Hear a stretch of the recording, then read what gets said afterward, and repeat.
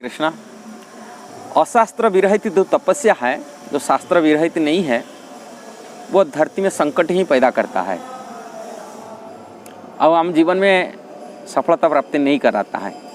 मैं बात को पूरी बात अब उसको देखिए, भगवत गीता में भगवान ये बात बताते हैं और रामायण में कथा भी एक स्टोरी आता है, कथा भी स्टोरी भी बताता हूँ।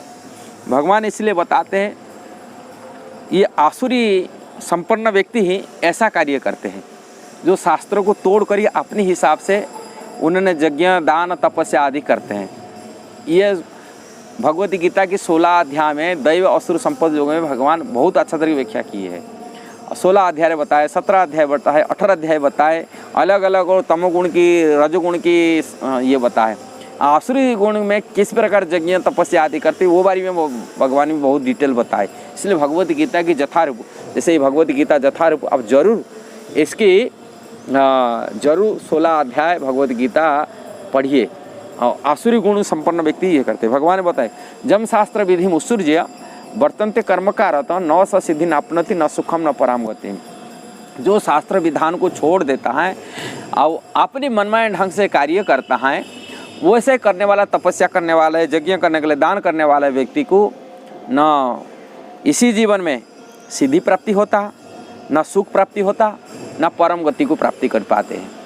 इसीलिए यदि जीवन में सफलता चाहते हैं, इसलिए शास्त्र प्रमाण हिसाब से कार्य करना चाहिए। इसलिए कलि युग में जो शास्त्र में लिखा गया वो केवल हरे कृष्णा कृष्ण कृष्ण हरे हरे, हरे राम राम राम हरे हरे, ये महामंत्र जप करके जीवन में सुख प्राप्ति कर से ब्रह्मा जी कलि संतरण उपनिषद में कहे। इति षोडश नामनम कलिकल्मसनासनम नातर परतो उपाय सर्ववेदेषु दृश्यते। इससे व्यतिरिक्त दूसरा कोई उपाय नहीं है। ये कलि संतरण उपनिषद में लिखा गया, ब्रह्मा जी ये बातें बता रहे हैं। किंतु लोग कोई नहीं मानता। आज भी लोगों लाखों करोड़ लोग ध्यान कर रहे हैं। और पाखंड गुरु होते हैं जो उनको ध्यान कराते हैं। कोई यज्ञ भी कराते हैं, आहुति। अरे यज्ञ करने के लिए घी मिलता, ना शुद्ध मंत्र उच्चारण करने वाले व्यक्ति मिलते हैं, ना हवि डालने वाले शुद्ध चीज मिलता है। सब उपकरण अशुद्ध अवस्था में है और कलि युग में ये करने का निषेध कहा गया। इसमें रामायण में एक कथा स्टोरी आता है। भगवान राम जी जब शासन कर रहे थे अयोध्या में, तभी एक ब्राह्मण आकर के भगवान राम जी के पास शिकायत किए।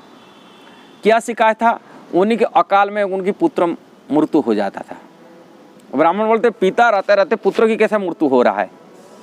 जो पिता अभी जीवित हैं, पुत्र की मृत्यु हो रहा है, इसका मतलब राज्य के राजा अशुद्ध अवस्था में है, शिव शासन नहीं है, धर्म के शासन नहीं है। अधर्म में रहने के कारण से ब्राह्मण का बच्चा अकाल मृत्यु हो रहा है। वो एलिगेशन भगवान के राम के ऊपर लगा दिए। जो लगा दिए भगवान राम जी, इसकी विवेचना की जो मंत्रिमंडल हैं, जो थे विचार करने वाले, जैसे वशिष्ठ जी थे, नारद जी भी थे, परामर्श दिए क्या करा जाए। ये ऐसे ब्राह्मण एलिगेशन लगा रहे, सही है। अधर्म के रहने के नाते राज शासन से अधर्म रहता है, तभी तो ब्राह्मण की बच्चे जो अकाल मृत्यु हो रहा है, इसके समाधान क्या करा जाए। तभी अकाल मृत्यु इसलिए हो रहा है, नारद जी बताए, बोले अकाल ये इसी समय दक्षिण दिशा में एक शूद्र जिन्होंने तपस्या कर रहा है, माने ध्यान कर रहा है, और तृतीय युग की जो साधन विधि था भगवत प्राप्ति करने के लिए, वो ध्यान नहीं था। कृत्य ध्यात विष्णु तृतीया जजते मुखे द्वापर परिचय जो कड़ु तद हरि कीर्तनाथ कहा जाता है। कृत युग में, सत्य युग में ध्यान करते विष्णु का 1,00,000 साल उम्र था। द्वापर तृतीया युग में यज्ञ आहुति द्वारा यज्ञ करा जाता था, घी आहुति द्वारा यज्ञ करके भगवत संतुष्टि का ये साधन विधि था। द्वापर परिचर्या कड़ु तद हरि कीर्तनाथ, कलि युग में कड़ु हरि कीर्तन माध्यम से वही फल प्राप्ति हो सकता है।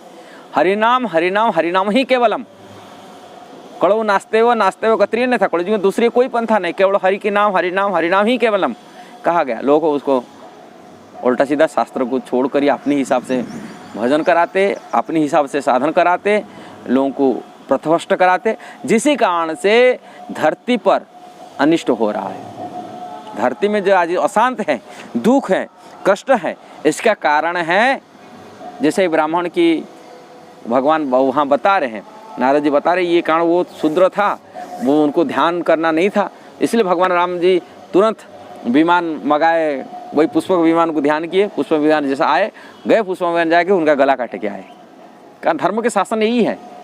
कारण धर्म को मार्ग को छोड़ करके वो अपने हिसाब से मनमाने ढंग से ध्यान कर रहा था, उसको गला काट दिए, भगवान मृत्यु दिए, उसको मृत्युदंड दी। कारण राजा थे, शासन थे, वो ध्यान का विधान नहीं था। ये शूद्र की काम है। वास्तविक यदि शास्त्र सिद्धांत पर चलते हैं तभी समाज में कल्याण हो सकता है, सुख मिल सकता है, शांति मिल सकता है, और जीवात्मा को परम गति की प्राप्ति हो सकता है। इसीलिए भगवान बोलते हैं इसी भगवती गीता से, कहते तस्मात् शास्त्र प्रमाण थे कार्य कार्यो व्यवस्थित हो ज्ञानत्वा शास्त्र विधानक तो कर्म कर्तुम हर्षि। अतः मनुष्य को यह जानना चाहिए कि शास्त्र के विधि विधानों को अनुसार कर्तव्य क्या है, क्या कर्तव्य है, जान करके उसे विधि विधान को जान कर कर्म करना चाहिए, जिससे कर्म से वो ऊपर उठ सकते, उनका प्रगति कर सकते। ये भगवान की श्रीमुखी की वाणी है भगवद गीता की। शास्त्र को छोड़ करके यदि कोई कार्य करता है वो धरती पर आसुरी संपन्न व्यक्ति होता है, आसुरित्व को वृद्धि कराता है, अधर्म को वृद्धि कराता है।